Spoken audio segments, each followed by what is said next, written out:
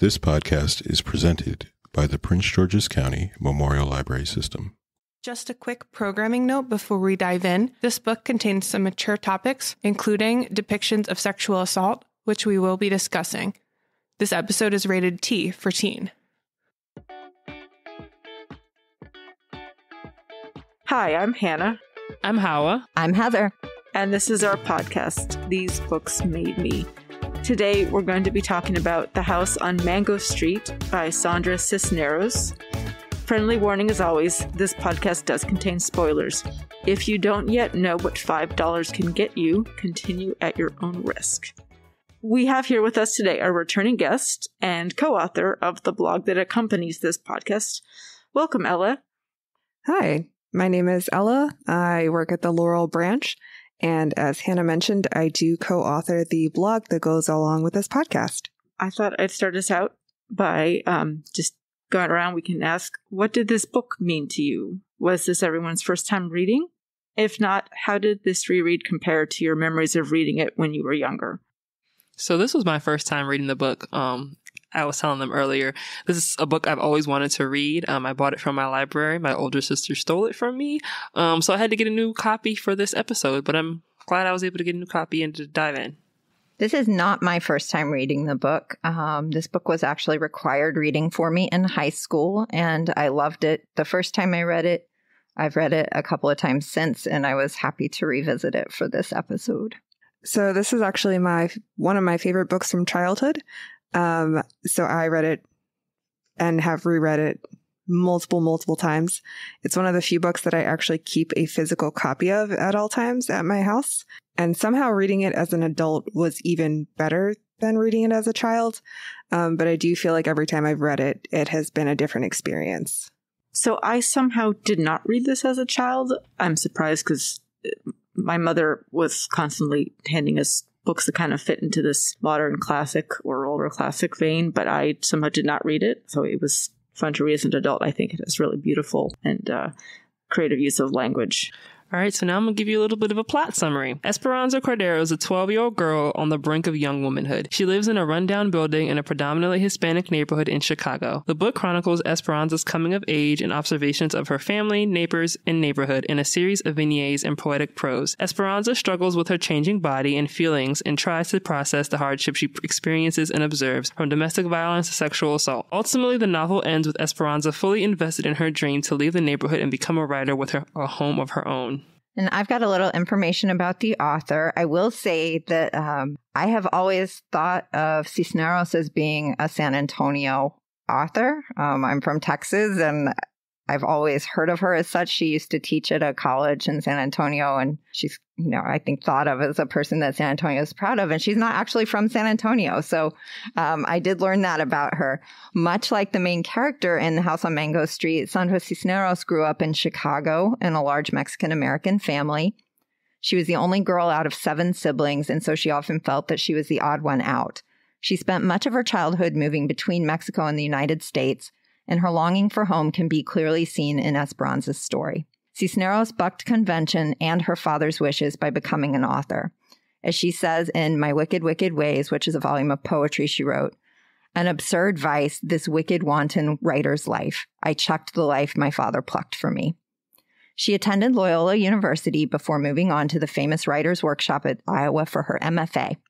Primarily a poet, Cisneros experimented with prose and long-form poetry in the form of vignettes in her books, The House on Mango Street and Woman Hollering Creek. Cisneros focuses her work on the Chicano experience and often centers themes of gender roles and feminism in her writing. Her work is often strongly biographical in nature, particularly her poetry. She has received numerous awards, and The House on Mango Street continues to serve as a rare example of a work by a Latina author that is frequently on required reading lists.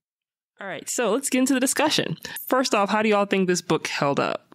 Given this was written in the 1984, I believe? Before we started recording, somebody asked, what time period is this set in? And so I think it's actually a really good question because there's not a lot in the book that dates it in any way. Part of that, I think, is just a function of her writing style, which is very poetic and it's very observational. But I think that sort of lack of a grounding in a specific time period actually helps the book hold up really well. There's nothing that you read where it feels dated or there's references that you really don't understand. There's not a lot of pop culture. And here, the only thing that really seemed like vaguely problematic to me was during the vignette about when she goes to work at the photo processing shop. There's a coworker that's referred to as an Oriental man, and he's real skeevy. She's a little kid at the time, and he's clearly like trying to come on to her. So there was sort of I guess we wouldn't say Oriental today as a descriptor for somebody. But even with that, I think that because it is so observational in the writing style, it doesn't come across as pointed or anything like that. I mean, so much of it seemed to be kind of the emotional experience of growing up. So when that's mostly separate from the things that might place it in time, that's going to ring true because humans don't change that much, even if the structures around them in time and technology do. I definitely agree. I think, like, you said, there isn't a lot to date it. And the stuff that was potentially problematic, I know we're going to talk a lot about gender roles and things like that. Those were, one, authentic for the experience and continue to be authentic as those same experiences keep happening. But as far as like external observations, there weren't a ton that really stood out. To me, there was just one, and it was the use of a slur that I'm obviously not going to repeat because it's a slur for the Inuit people. So, I mean, I think when you take into consideration when this book was written, then not to excuse it, but it's something that, like, it doesn't take away from, I think, the experience of the book as a whole. Yeah. And for context, this happens when they're talking about how many words there are for snow. That's actually a really good catch. Yeah. I think, like Ella was saying, obviously there's a lot of problematic behavior in the book, but that's kind of the point, right? Mm-hmm. I mean, that is what we're dissecting through Esperanza's eyes. She is observing the world around her, and, she feels kind of stifled by all of these gender expectations and the patriarchy in general. I mean, everywhere she looks, she's seeing women being oppressed on some level. To me, that is not something that makes the book problematic. Like, that is the point of the book, and it takes a hard look at those things. And I think it opens up good discussion. But I know that has been a big part of why the book has been banned or challenged in places, is that people object to some of the depictions of domestic violence in the book. They object to the depiction of the sexual assault. They object to some of the sexuality in general that's presented in the book. So I don't know, Hannah, you were looking at some of the objections to the text on Common Sense Media. Was that sort of overall what you were getting from the people that weren't fans? Yeah, there were a number of reviews, and some were, this is a wonderful realistic book, but a lot of them were parents going, the sexual content in here was entirely inappropriate for my child. Don't read, like, a lot of, just sort of knee-jerk reaction to that being present in the text. And that seems to be what was causing the majority of the people leaving those reviews to be upset. Well, I guess maybe that's worth asking, too, is what age do you all think this book is for? Ooh, that's a good question.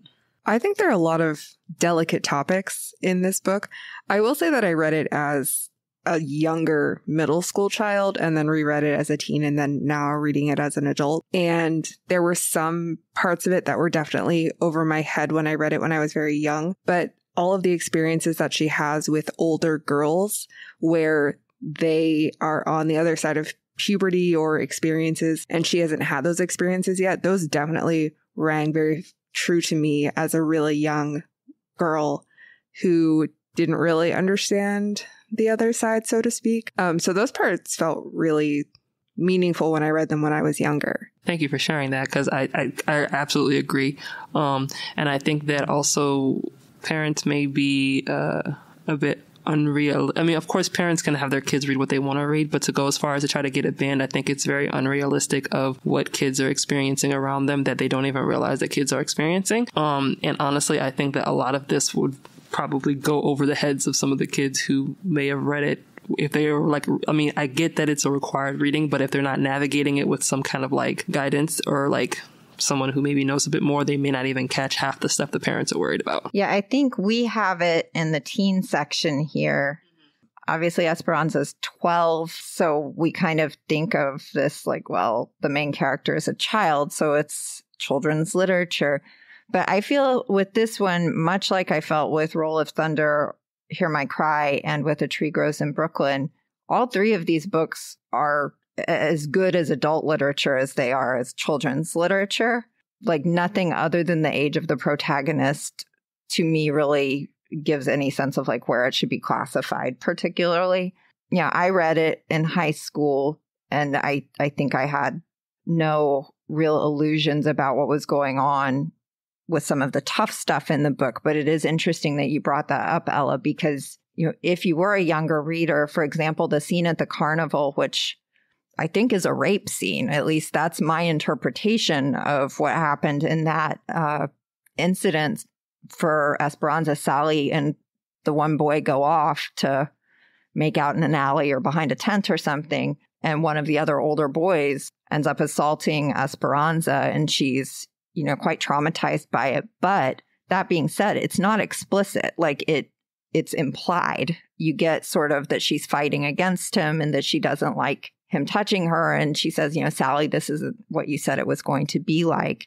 But there's nothing really explicit about that scene that a child that didn't have a concept of that would, now hold something that they couldn't handle. And I think that's a really good point. And I know when I read that as a child, that didn't register. I had no concept of what was happening. And even as a teen and older, it is such a scene that it isn't written specifically what happens. So I think that's one of those scenes where you can kind of defer, like something bad happens, but you're not sure what it is. So I definitely agree with you. Or, a younger reader who's reading that may not even really understand what's happening. Because as an adult, I'm the same way where like, I'm not really sure what actually happens. They might not fill it in if they don't have enough life experience to know what to fill it in. So that might cushion it from someone who's not ready to read that scene. With that scene and with a lot of others, the way that the book is written really helps as well. Because speaking about that scene specifically, it is very internal and her thoughts. And I feel like a lot of language around the book is very flowy in a way that kind of smooths out a lot of the events that are happening. Well, and a lot of it is very poetic and it's figurative, like even just her observations of other people. There's the chapter with the family where the mother has a bunch of kids. The husband has run out, so she has a hard time managing this gaggle of kids. Esperanza talks about how, well, everyone just kind of stops paying attention to him after a while because you can basically only parent these unparented kids for so long before you get sick of it and say like, oh, they're just going to do what they're going to do. But they end that vignette with the one child flies. And it seemed to me like that child is not with us anymore. But that wasn't explicit. Right. Like, did she fall off a roof or something? I was not clear what. The passage says something very beautifully poetic. Here, I've got it. So she ends this vignette, which is the one that was called There Was an Old Woman. She had so many children, she didn't know what to do. The final paragraph says, no wonder everybody gave up, just stopped looking out when little Efren chipped his buck tooth on a parking meter and didn't even stop Refugia from getting her head stuck between two slats in the back gate. And nobody looked up, not once, the day Angel Vargas learned to fly and dropped from the sky like a sugar donut, just like a falling star, and exploded down to earth without even an O, which to me sounds very final, but it doesn't say kid jumped off the roof and died. Yeah. So I think there's like room for the brain to process what the brain can process. Yeah. And I know before we started recording, we were talking about a plot summary, and the events that happen in the book are, one, so figurative a lot of the times, and two, are happening at the same place but in different places. Like, it is kind of, you get as much as you are able to out of the book instead of having something kind of given to you.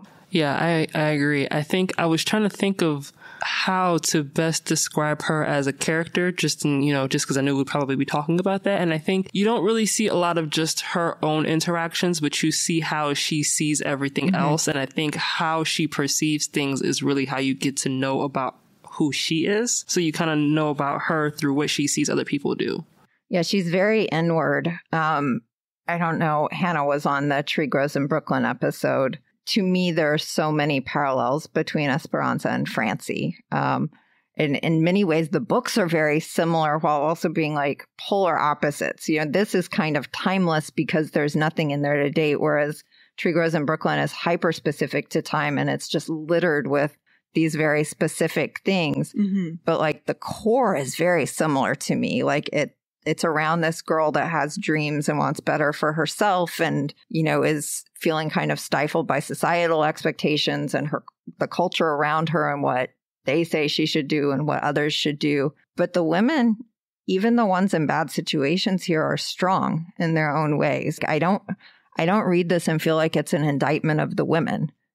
I definitely thought of a Tree Grows in Brooklyn a lot while reading this, so I'm glad you had a similar experience. I think that's a really good point about the women. And you see like the women speaking to Esperanza, like her mom, or then those aunts that she saw once and never saw again who like told her to make sure she comes back. Yeah, mm-hmm. Yeah. And then there was her she had that family member who died, who was ill, who like listened to her, her aunt listened to her writing and encouraged her. Like you could, you know, you saw them, you that came through, even though it was from Esperanza's point of view. You saw all these adults trying to kind of support and encourage and do the best they can. Yeah, there's one part that stands out to me. It's the vignette, A Smart Cookie, where she's talking to her mother. And her mom's basically like, do you want to know why I quit school? Because I didn't have...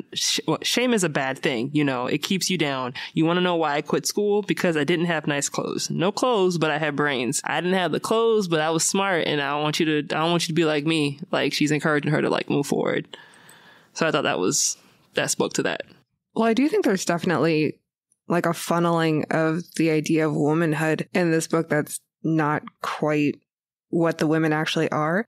So I know there's a passage about a cruel and beautiful woman, and there's a scene with the high heels that the girls get. They talk a lot about Sally and I believe her lipstick. And so there is this idea that, you know, beautiful women are dangerous and that's kind of the only way to get out. But then there are also all these stories about, you know, education and things like that. So I think that kind of comparison is really interesting. Yeah, I mean, I think there's that idea that that's a way out, but even those women are shown as trapped in some way too. Because, okay, Sally escapes her dad and the belt to be married to a man that has to be a ton older than her because she's essentially Esperanza's age at the time. Because he said they went out of state where you could get married to an 8th grader. That made my jaw drop to think about how young she was. But so she gets out of this like very abusive situation into a maybe marginally less physically violent situation, but she's locked in the house all day because the husband is afraid that she'll get up to no good if she's out of the house. Minerva's in the same situation where she's locked in the home all day. The woman with the tiny feet, and she gets out and she's like got all these hats and things, and she's, you know, dressed really well to be shut up in the house, you know, sort of for keeps too, because she's being, you know, basically constrained by not knowing the language and by her husband's expectations. And then I think the contrast is then to Alicia, who is the one that's studying in college, right? But then the neighborhood kind of is like, well, she's a snob now. Like, so there's also sort of this negative view that they have of her. But I think that's the person that Esperanza latches onto, is like, Alicia got out. I was thinking back to the scene where the high heels, and at first I didn't realize that the shoes that they were given were high heels until like they start like walking around the shoes, and everyone's like, why do you have on those shoes? The one guy in the store says, I'm going to call the cops. And I'm just like, call the cops because they got on heels? I mean, I get you think they're being grown, but I don't know about all that. And then like the one guy on this side of the street, the bum says something to them, but yeah, I say all that to say, I guess, like, by the end of that vignette, they basically were just, like, they threw the shoes, like, in the bush or something, because I guess they didn't want that kind of attention that high heels brought them, and I guess that, womanhood, I guess, brought them. And then, like, when the mom threw them away, well, first I thought it was interesting that the mom threw them away, but they also were just like, yeah, we don't even care. Like, they weren't upset about it, and they were so excited about the shoes in the beginning, but I think it speaks to like how innocent they were. Like they were just like, oh, these are shoes. Like it shouldn't be a big deal. I think I look cute in them. Also, I thought it was interesting that they were able to run in heels. That seems like it would take more practice. I'm sorry, but there's definitely a back and forth between being a woman and being a child. So the shoes definitely like, oh, we really like how our legs look. Just kidding. A lot of people are giving us attention. We don't want that anymore. There's also when they're doing the jump rope with the song about hips, where they're like, we really want hips. Just kidding. That's kind of like, I don't want that. I think there's another one about the monkey house, where there's the kids playing on the cars and then there's someone potentially making out with someone else. Sally. Yeah, it's always Sally. So like kind of this, well, it's really interesting and intriguing and fascinating, but also it's very terrifying. And I feel like that's explored a few different times. Thinking about myself as a 12-year-old, honestly, it kind of really does make sense, especially as somebody who, me personally, I apparently looked older than I was. So there were times where, like, you know, when I would go shopping for clothes, like, I would go shopping for clothes where, like, teenagers would go shopping for clothes or, like, older women would go shopping for clothes because, like, that's the stuff that fit me. But, you know, I was still young, wanting to play with my friends, but I also found myself getting unwanted attention once I was growing into myself. And it was very strange. Like, I remember being catcalled at, like, 10 or 11 being out with my older sisters, and I'm just with my older sister, and I was like, this is very strange. And I was like, I don't like this. Yeah, it starts like, I don't know, we could probably all swap similar experiences, but yeah, like it seems to like start like around 10 or shortly after, which is, this is very messed up. And she's 12, where you do want boys to look at you and you do want grown up things and you want to be grown, but then you're not so sure about it anymore because it has consequences, right? So she's seeing consequences to all of these things for other people. There's that scene where she's talking about someone and a boy who's sitting outside of his house and his girlfriend, and how she wants to walk by him and not be afraid, but does look at him and then thinks, I think, about what being his girlfriend would be like. But then like the idea of being someone's girlfriend is really, you know, exciting. But then like, what does that actually mean? She also had the part where she says that, you know, being held really tight by a boy, but that was just in her dream. Then her real life experience, which is at the carnival, is nothing like that at all, right? It's violent and it's scary and it's not what she had wanted. And I think that's very true to how adolescence is. You know, you have a foot in both worlds of being a child and wanting to play with your friends and do jump rope games and just be a kid, and things are simpler that way. And I'm growing up and I have these feelings and I have hormones and I have all of these new cultural expectations of me and what being a woman means. And now I start to look like a woman and people are reacting to me as though I am a woman instead of a little girl, and like how that changes you and how you navigate that. And I think this book has really done a really good job of portraying that in a way that, at least to me, resonated as like very true to how it felt to be that age. Especially considering like she's the oldest of her siblings. So like it's not like she had an older sister to be like, you know, this is what's happening to you. She's just kind of like experiencing it as it goes along. And it doesn't really get into how much her and her mom talk about these kind of things, but I can imagine that it's not true to what she's experiencing. And I don't know about your own childhood experiences, but I do feel like it's very accurate to, you know, your mom tells you, you know, put your shoes away and stuff. And it's the neighbors or your friends that are like, so this is what kissing is like. So, you know, all this, all the interaction she has with other people that are kind of telling her like, this is what it's like that felt very true. And especially when you don't have anything to compare it to, you're like, sure, yeah, that sounds like maybe it makes sense.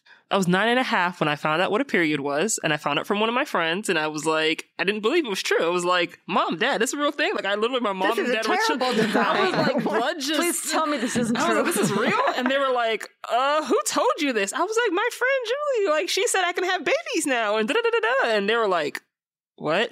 So, like, crazy enough, I started my period like a couple weeks later, and I didn't tell anybody because I was like, is this something that I have to be embarrassed about? Is this something that they're gonna make like a big deal about? Like something that I didn't want? And my mom could tell eventually from like my clothes and stuff, because I guess I wasn't cleaning everything well. She just called my older sister and was like, yeah, help her figure this out. Like, and then it just kind of scooted me away. So parents are worried about the kind of things that their kids are learning through things like school, where it's just like in books and stuff.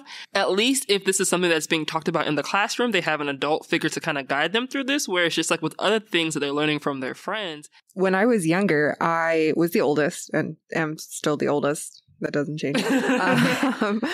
But Urban Dictionary got me through middle and high school because I you know, my household was pretty strict. I didn't really have access to any. And so when my friends and peers at school would talk about things, like I had no idea what they were talking about.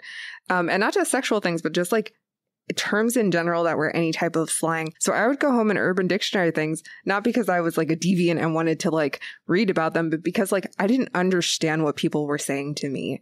And so like if you don't have someone that's older that's kind of explaining it to you, like, what do you do? Right. You know, especially in the book when it's potentially the 70s, like, what do? You can't Urban Dictionary it. Yeah, you would rely on someone's older sister or your cousin and that's what you see with Esperanza is like she's getting information from Marin.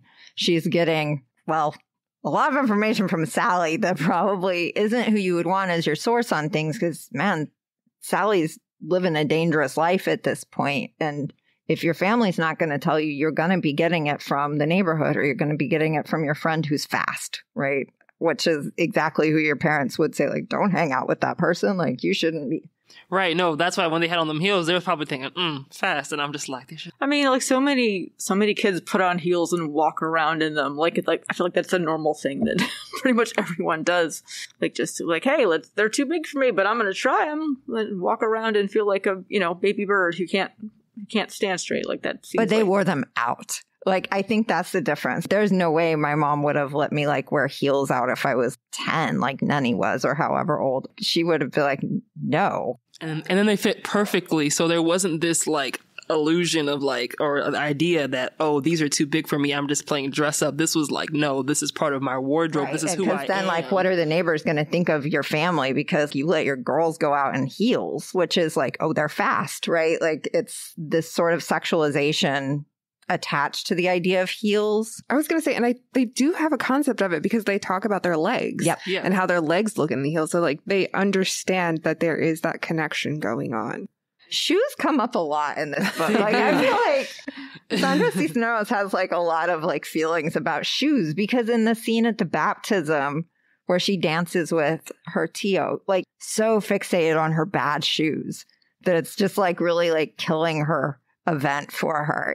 Well, I can't do anything because my shoes. And then there's the heels. And then there's the family with the little feet. The lady getting out of the car. Like there's a lot of attention to footwear. 2 points I wanted to make. One, the part of the baptism where her uncle makes her get up and dance with her, that stood out to me just because it reminded me of the exact opposite happening to me. It was my 10th birthday party and I just knew I was so cute.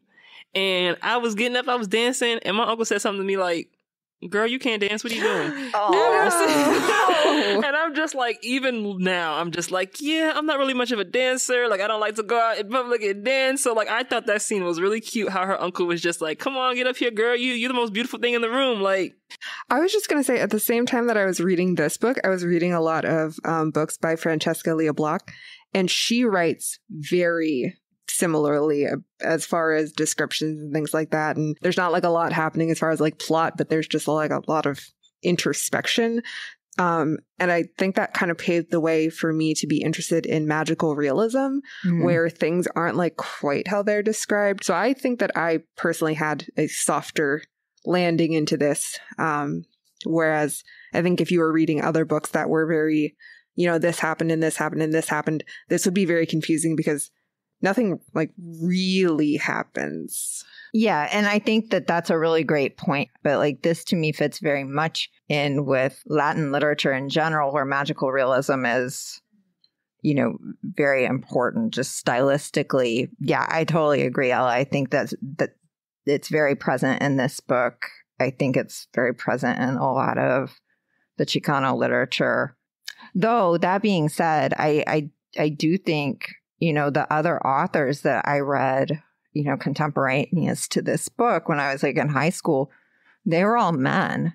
I'm thinking about like the other Latin authors I read, and it was all men except for Cisneros, I think, in terms of prose anyways. No, poetry maybe not as much, but it's kind of interesting to see her break into that genre, kind of keeping a lot of the things that are common to that genre, but like writing such a very strong, this is a very feminist book, I think. Like it is definitely written by a woman. Like I don't think anyone would read this and think a man wrote it.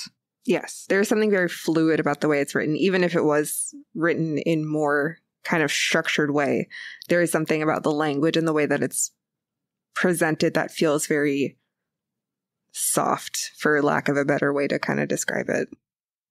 One question that I had for y'all is, did it bother y'all that there were no quotation marks? I've read books like this before, so I'm used to it, but like, there were parts where it was like hard for me to follow, but I would just have to reread. But like I'm used to it. But like I will be honest, it didn't even register to me. Me neither. I'm like, until you just said that. I think I was like, oh, I guess there weren't. I think that she mentions it in her introduction, like I guess like as to why she made that decision, or just like that she made that decision. But I don't think that if I hadn't read that in the introduction, I don't think I would have noticed either, to be honest. I think because the book is so structured as something that's happening internally, and the lines are so blurred anyway, it didn't seem as startling. And I also think that the book is very rich, but I wouldn't say it's very dense. And I think that helped too, that there wasn't a lot of like action to follow. There's another book that very famously does not have quotes. Well, Normal People, right? That's the one that I can think of recently. And that I got used to it, but it was a distraction to me early in the book. This feels a lot more effortless and less like an affectation to me. But I will say this book reads as poetry to me. It does not read as prose. It reads as long form poetry. Like my experience of reading this is much more akin to reading poems than it is to reading a novel. It's Normal People, the Sally Rooney book. Yeah. Yeah, I read that, and I'm remembering now that the dialogue was like this, but maybe not working as well for that format, like you said. And I got used to it. Like no hate towards that book. I thought it was well done, but I just remember like early on, like being very aware of it. I want to talk a little bit about culture and how it's represented in the book, because I know when we were reading Josefina, we kept wishing that there was more.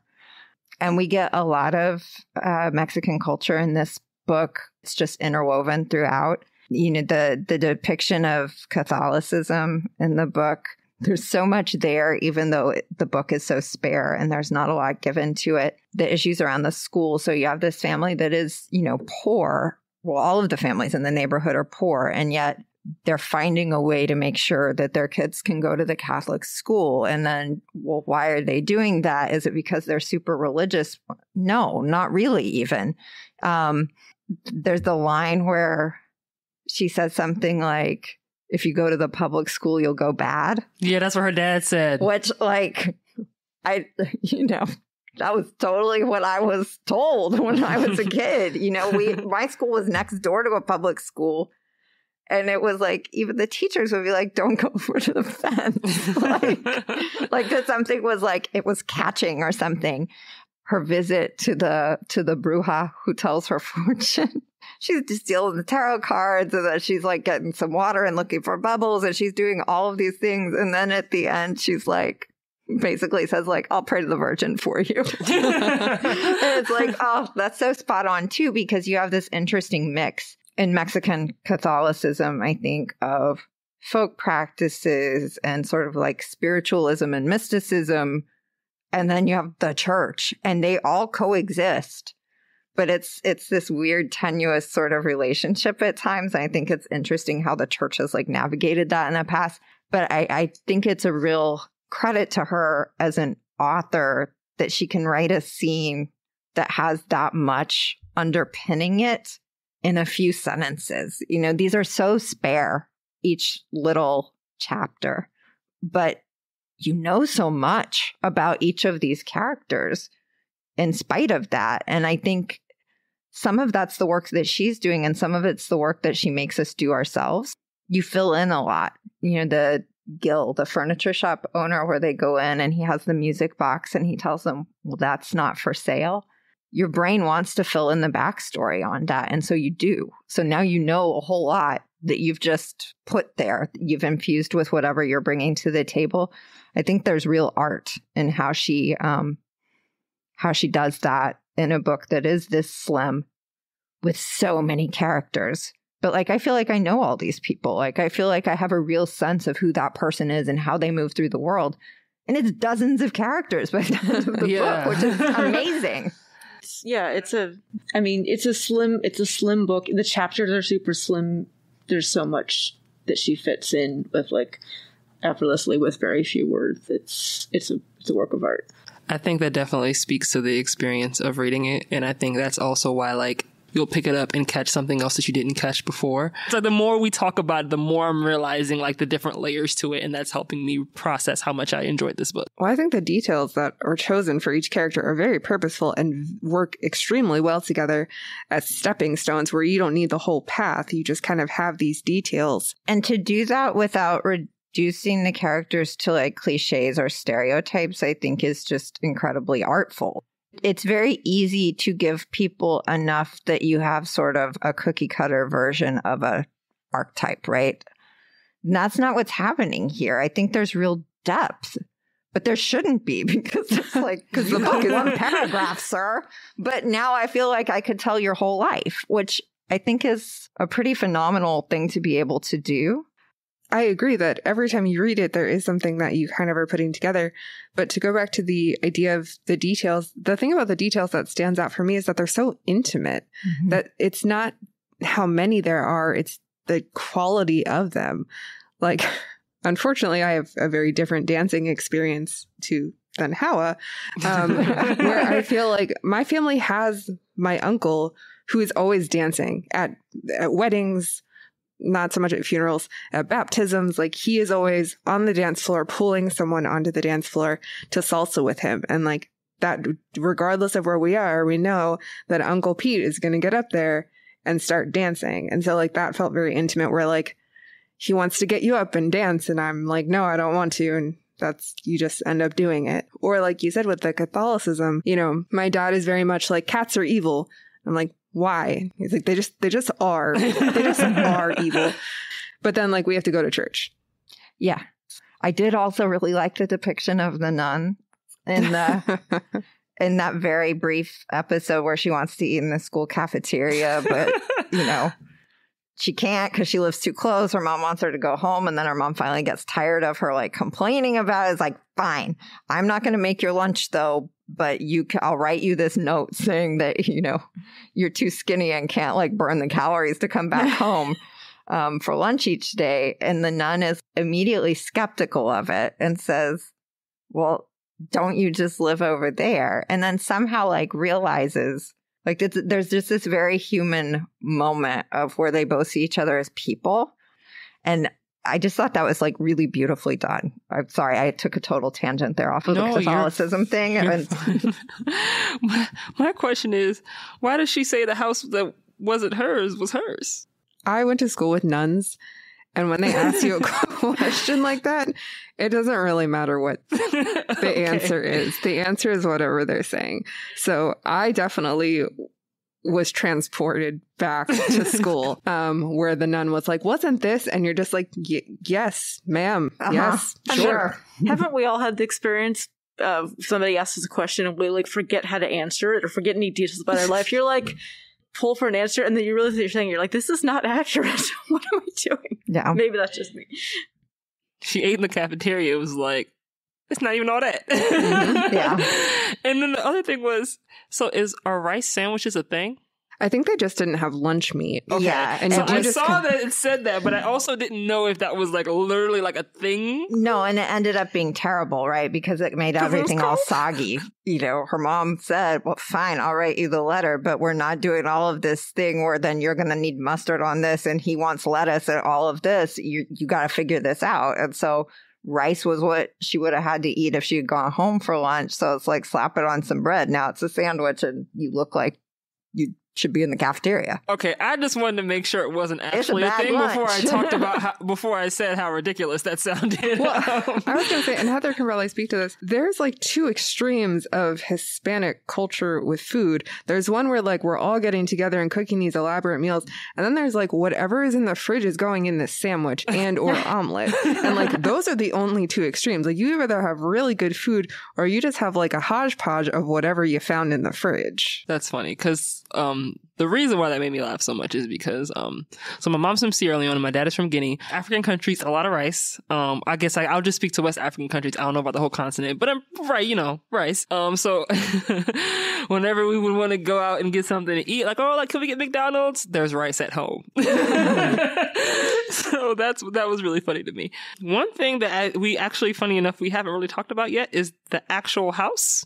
Mm. So, and just her wanting to have a house so bad. I thought it was really interesting because when I was younger, we moved around a lot also. We lived in different apartments until my parents finally bought a house. I have 5 siblings. I'm the second oldest. And even when we moved, it's like there were more siblings, and talking about how, the house where they lived before wasn't their own and they had to deal with this XYZ. I like that she talked about how her expectations were what they were and what they actually ended up being, because I know for me, I love the house that we live in, but I think TV always gave me that expectation of neighborhoods, and when you have a house, it's very neighborly and everyone's really friendly, and my neighbors are not like that at all in the 15 years that I've lived there. I definitely feel the same way and had a very similar experience where when I was really, really young, it was just my parents and me, and we lived in a basement apartment, and then we bought a house, and it was supposed to be we're moving into a house, we're going to have lots of room. But we ended up, and I loved my childhood house, but it was a townhouse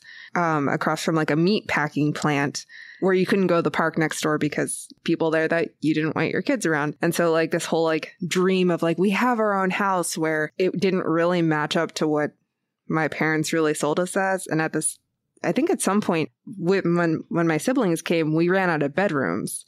So while we were selling the house, I had a bedroom, my sister had a bedroom, my parents were sleeping, I think, downstairs on the floor, and we didn't have AC. So some nights we would just all sleep on the floor downstairs. So this house is supposed to be really nice, and it was, but also wasn't.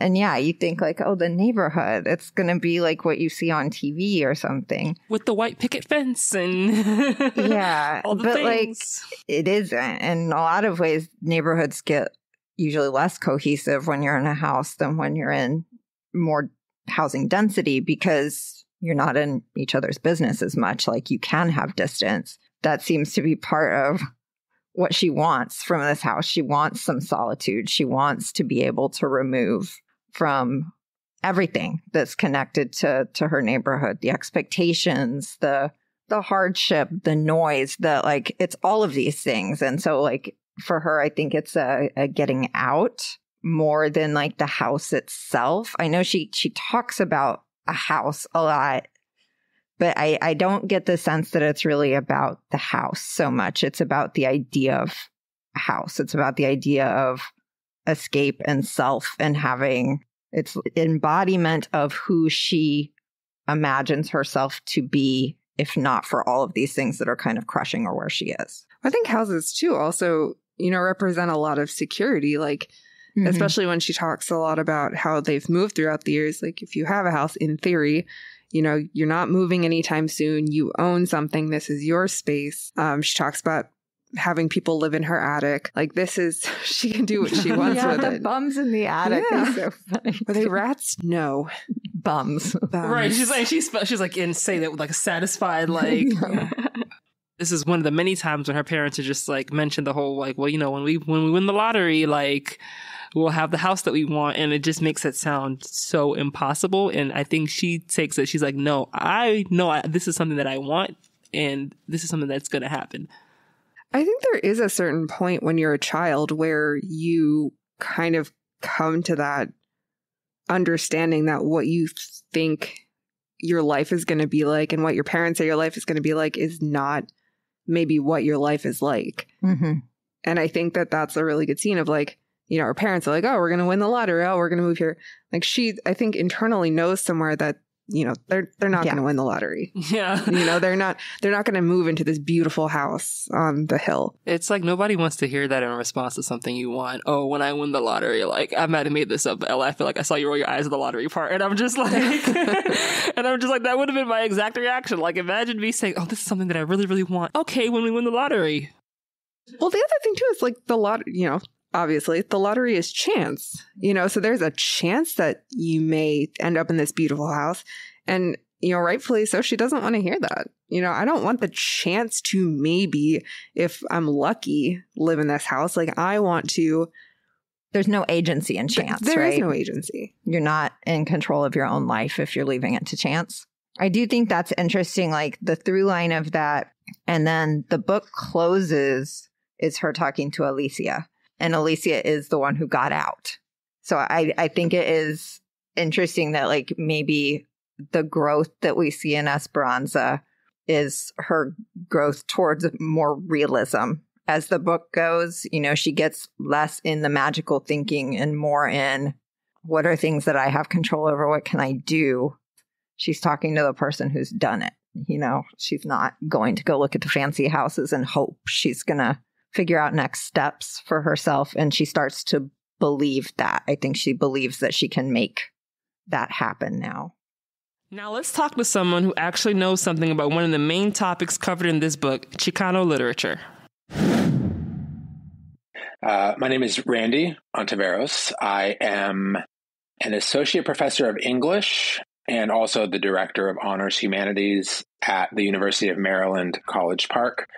I'm originally from California, San Francisco Bay Area, Chicano, living now on the East Coast. I wanted to start off by asking you broadly, what is Chicano literature? Yeah, that's a great question. And of course, there's a long answer and a shorter answer to it. The shorter answer is that Chicano literature is literature, poetry, prose, fiction, theater, written by Chicanos, Chicanas, which is a word with a very specific meaning for people of Mexican descent living in the United States. The word Chicano is not a word that everybody is familiar with. It kind of circulated in the early 1900s. It was often used as an insult to refer to working class Mexicans and Mexican Americans during the Chicano civil rights movement of the 1950s, 1960s, and 1970s.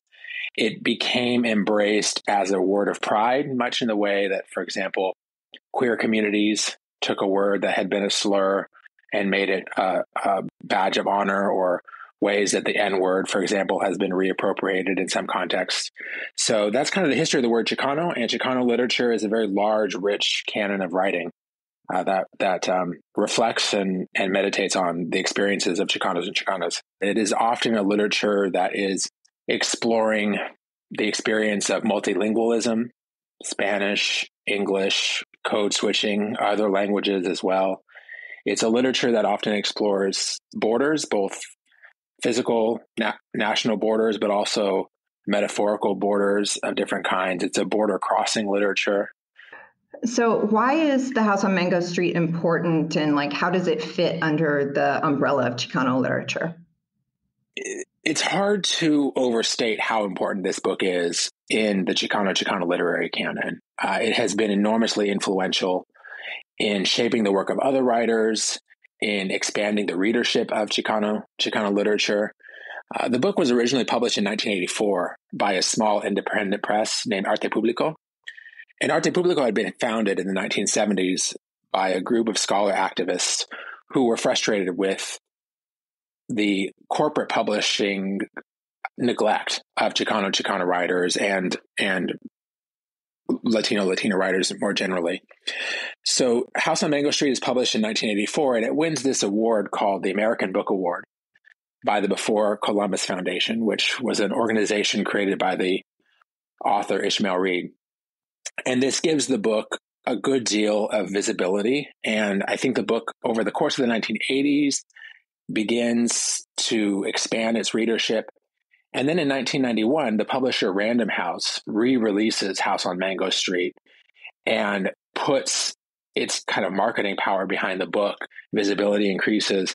And Cisneros is just an enormously influential figure, both because of her visibility in the publishing world as a result of the success of the book, and also just because of the innovations of this book itself. I think this was a book that, in a way, for the first time, really focused on the experience of Chicanas, of Mexican-American girls and women, and gave them real three-dimensionality, a rich emotional life, focused on issues of feminism, of opportunity for girls and women, of a lot of things that just hadn't been explored in Chicano literature prior, which had been in many ways really focused heavily on the experience of boys and men.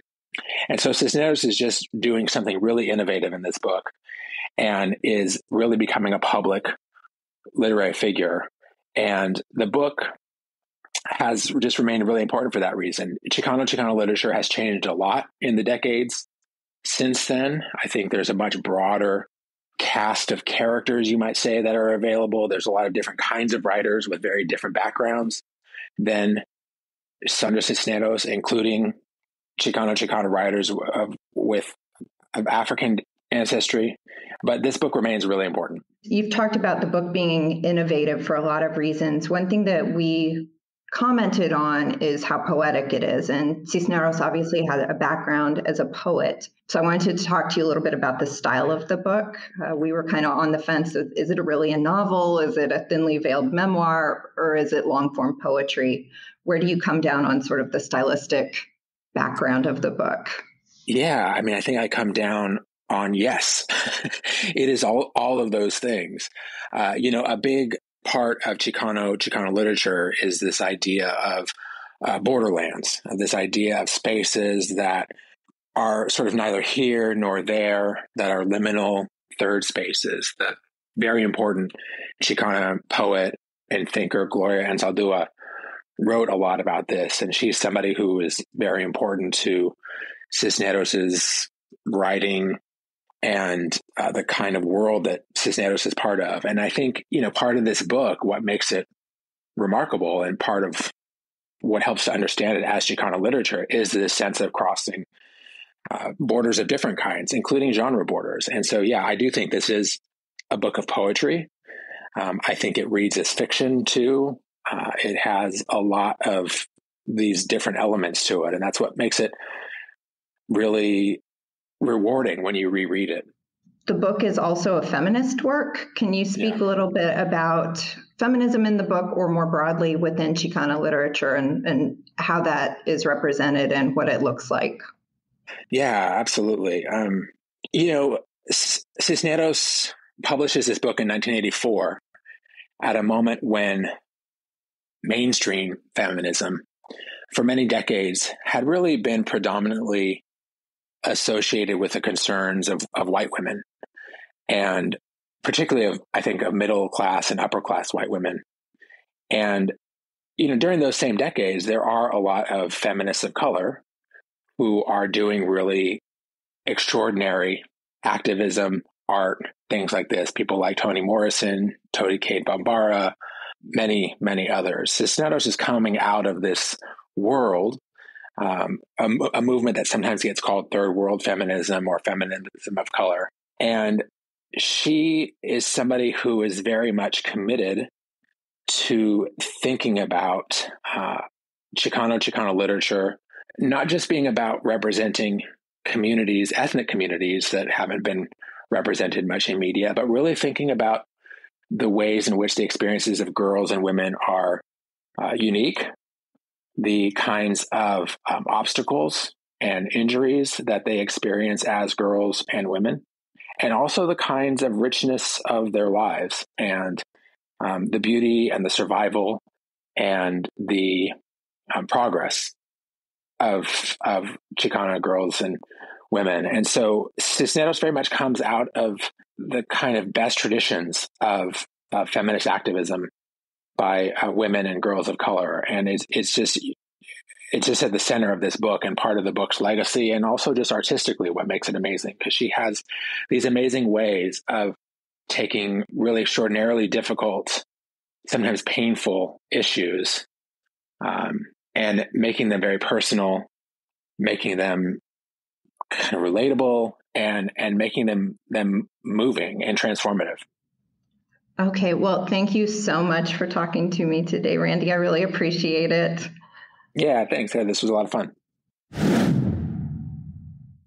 Each episode, our luminous literarian and frequent co-host, Hawa, will provide miscellany and insights from our book. It's time for Hawa's Headspace.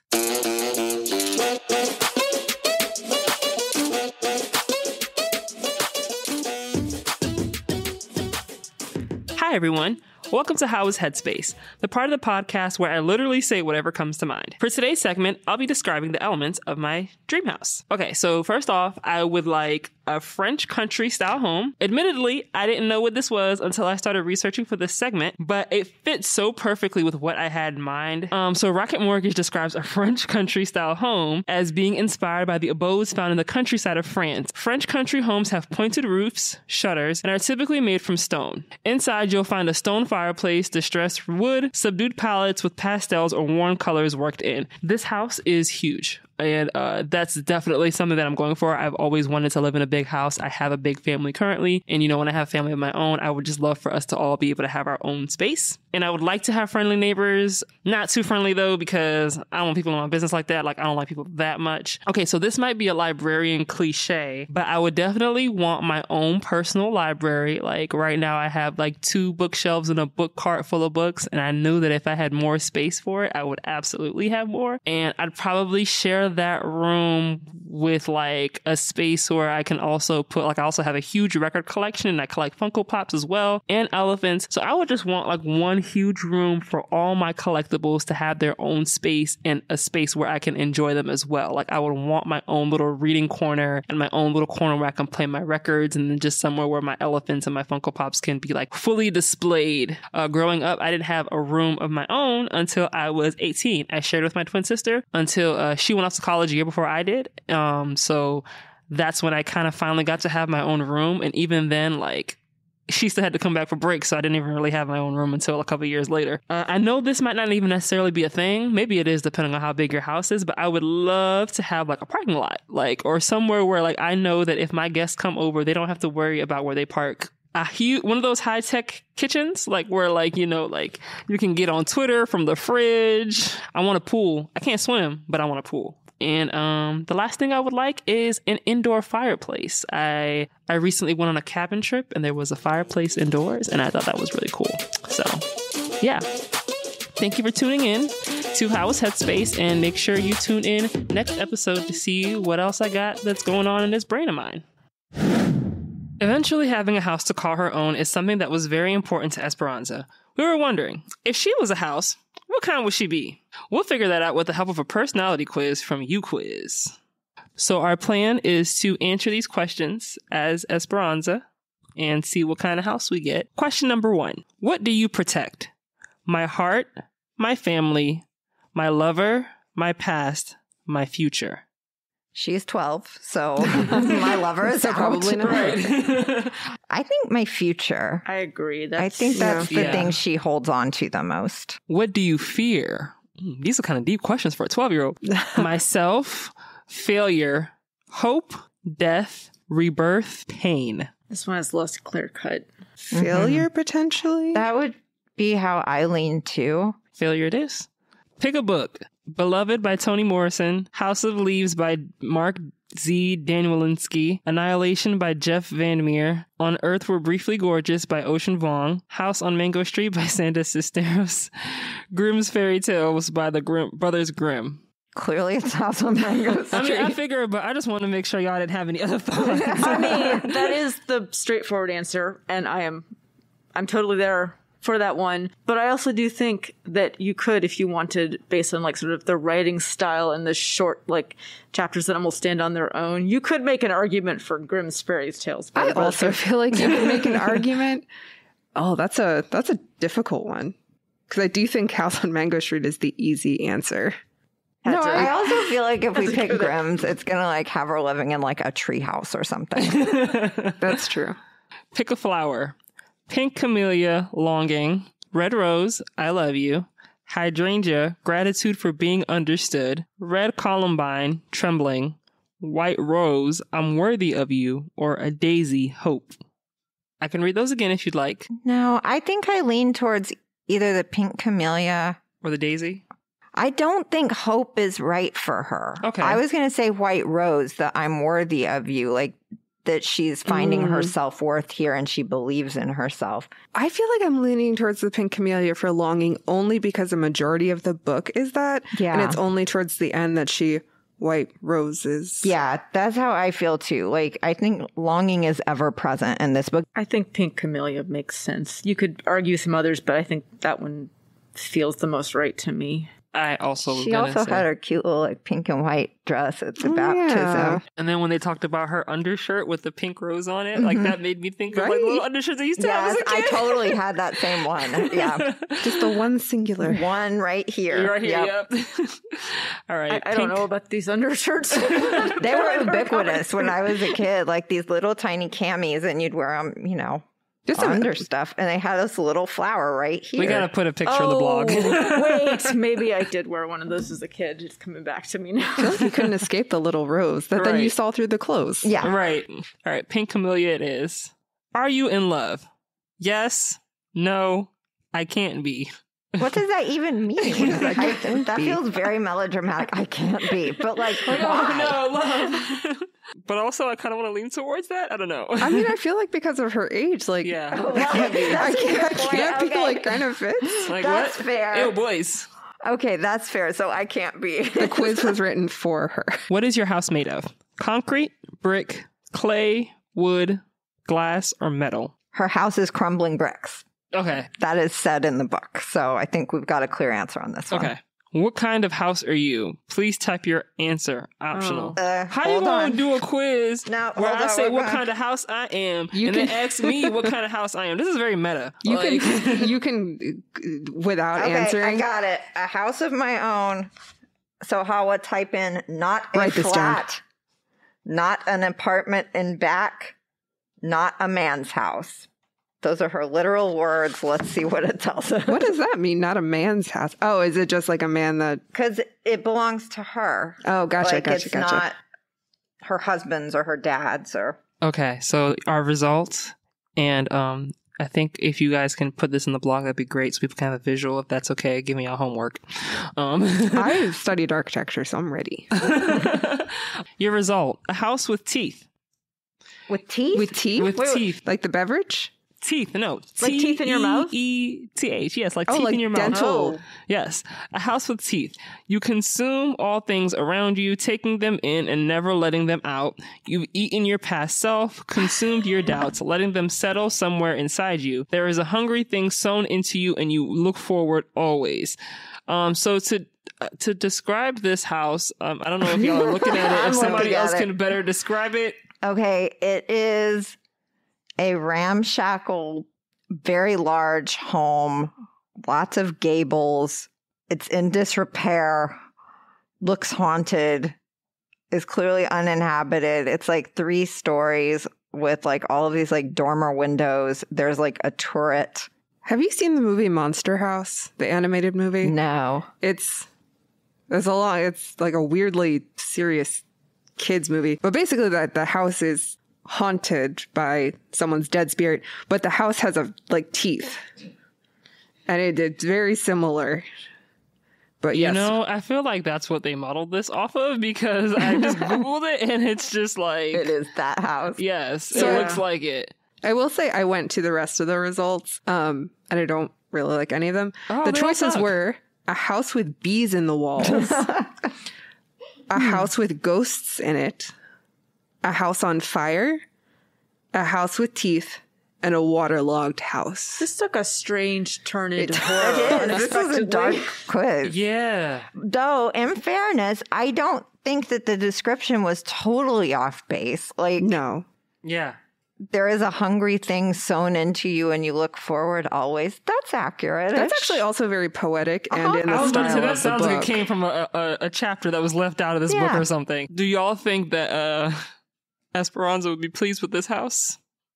I mean, no, I don't. I think she also, would in like the fairness- solitude, but she'd be like, why is this house falling apart? She's this like, is not what I "There's- had in mind. There's ghosts in it. I wanted to be alone. Yes, but honestly, all these options are bad. I was going to say, out of all the options, I feel like this is the least bad True. of them. That's true. Because she could just fix up this house. If the walls are full of bees, that's another. That's a problem. That's a thing.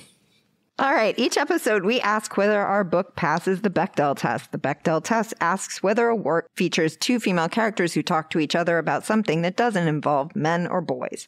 So, does it pass? Yes. Yes. Yes. Though at first I was like, but yeah, it does. Yeah, you do have to pause because there is a lot of talk that centers on boys. But there are conversations that do not. Well, that's it for this episode of These Books Made Me. Join us next time when we'll discuss a book in which a girl wears loafers with no socks to her first day of school. If you think you know which book we're tackling next, drop us a tweet. We're at PGCMLS on Twitter and hashtag These Books Made Me.